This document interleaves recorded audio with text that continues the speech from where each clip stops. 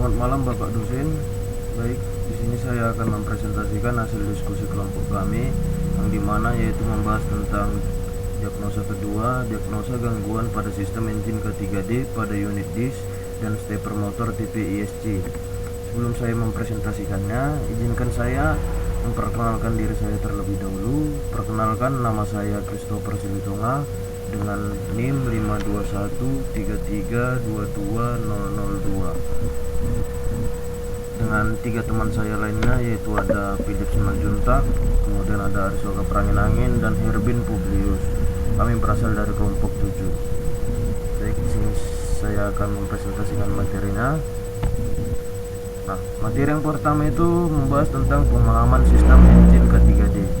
Sistem engine ketiga ini adalah teknologi mutakhir yang dirancang untuk meningkatkan efisiensi dan performa mesin diesel dengan mengoptimalkan pembakaran dan pengaturan waktu injeksi bahan bakar. Sistem ini mampu mereduksi konsumsi bahan bakar serta emisi gas buang.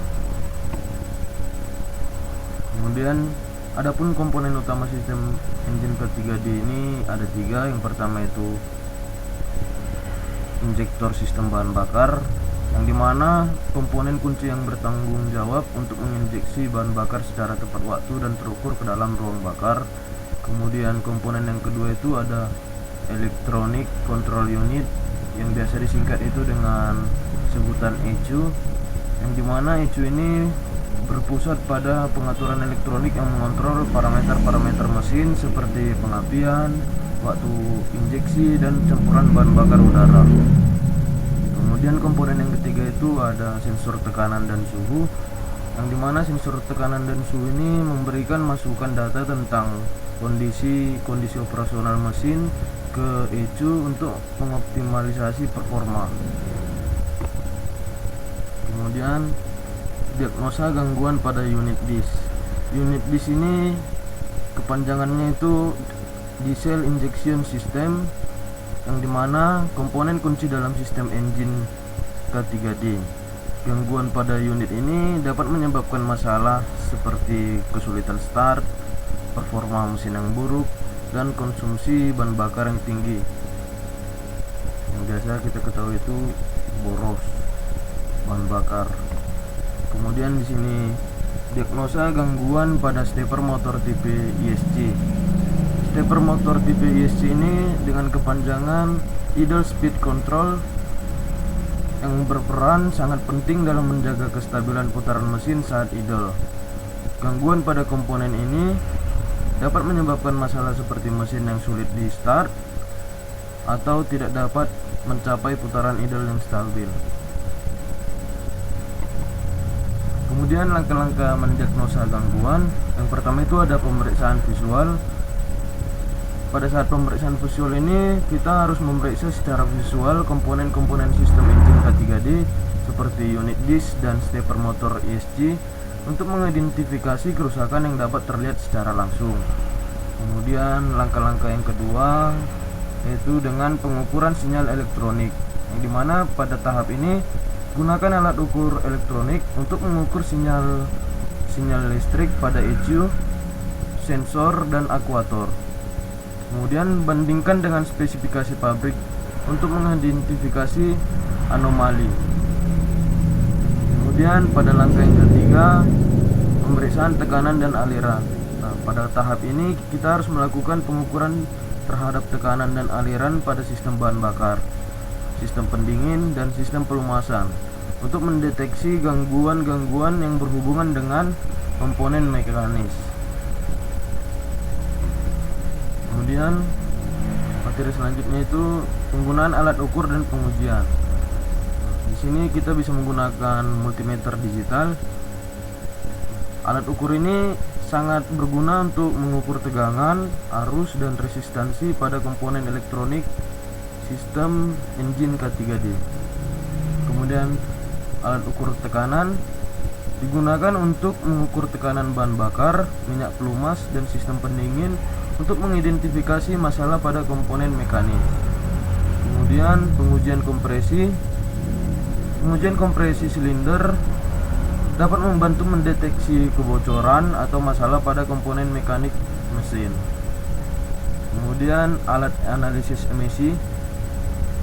Nah, di sini menganalisa kadar emisi gas buang untuk mengidentifikasi masalah pada sistem pembakaran atau sistem kontrol emisi. Kemudian materi selanjutnya yaitu tentang identifikasi masalah dan solusi. Yang pertama itu kita harus memeriksa komponen, periksa secara detail kondisi komponen-komponen kritis sistem engine K3D seperti injektor, ECU, dan sensor-sensor untuk mengidentifikasi sumber masalah yang terjadi. Kemudian yang kedua itu pengujian diagnostik. Lakukan serangkaian pengujian diagnostik menggunakan alat ukur dan analisis data untuk mendeteksi secara pasti penyebab gangguan pada sistem tersebut. Kemudian yang ketiga, analisis data. Analisis data pengukuran dan pengujian secara menyeluruh untuk memahami pola kerusakan dan mencari solusi yang tepat untuk memperbaikinya. Kemudian yang keempat itu implementasi solusi. Terapkan tindakan perbaikan yang sesuai seperti penggantian komponen, penyetelan, atau pembaruan konfigurasi untuk mengembalikan performa mesin supaya tetap optimal. Kemudian di sini ada prosedur perbaikan dan pemeliharaan. Nah, prosedur yang pertama itu identifikasi masalah. Kita disuruh menganalisis hasil diagnosa gangguan secara mendalam untuk mengetahui akar permasalahan yang terjadi pada sistem engine K3D. Kemudian prosedur yang kedua itu penyiapan komponen. Sediakan komponen-komponen pengganti yang sesuai dengan spesifikasi untuk menggantikan bagian-bagian yang rusak atau bermasalah. Kemudian prosedur yang ketiga itu lakukan perbaikan dan pemasangan. Nah, di sini lakukan perbaikan atau penggantian komponen secara hati-hati sesuai dengan panduan teknis dari pabrikannya. Kemudian prosedur yang keempat itu melakukan pengujian dan penyetelan. Nah, di sini kita harus melakukan pengujian kinerja sistem engine K3D setelah perbaikan dan menyetel parameter-parameter operasional untuk memastikan performa itu optimal. Kemudian di sini kita masuk pada kesimpulan dan saran. Kesimpulannya itu diagnosa gangguan pada sistem engine K3D khususnya pada unit disk dan stepper motor ESC merupakan hal kritis untuk menjaga performa dan efisiensi mesin diesel. Pemahaman komprehensif atas komponen-komponen kunci sistem ini sangat diperlukan. Kemudian langkah diagnostik menyeluruh. Diagnosa yang efektif membutuhkan pemeriksaan visual, pengukuran sinyal elektronik, serta pemantauan tekanan dan aliran pada sistem terkait. Penggunaan alat ukur yang tepat dan prosedur pengujian yang terstandar akan membantu mengidentifikasi akar masalah. Kemudian pentingnya perbaikan dan pemeliharaan.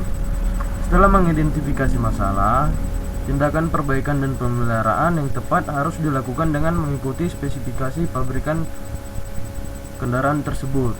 Nah, hal ini akan mengembalikan performa mesin pada level yang optimal. Kemudian saran pelatihan berkala.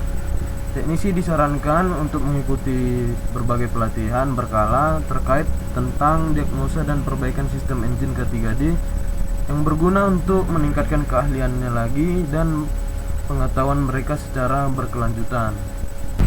Nah, itu saja yang dapat saya presentasikan hari ini. Kurang lebihnya saya mohon maaf apabila ada salah perkataan ataupun perbuatan. Saya ucapkan terima kasih.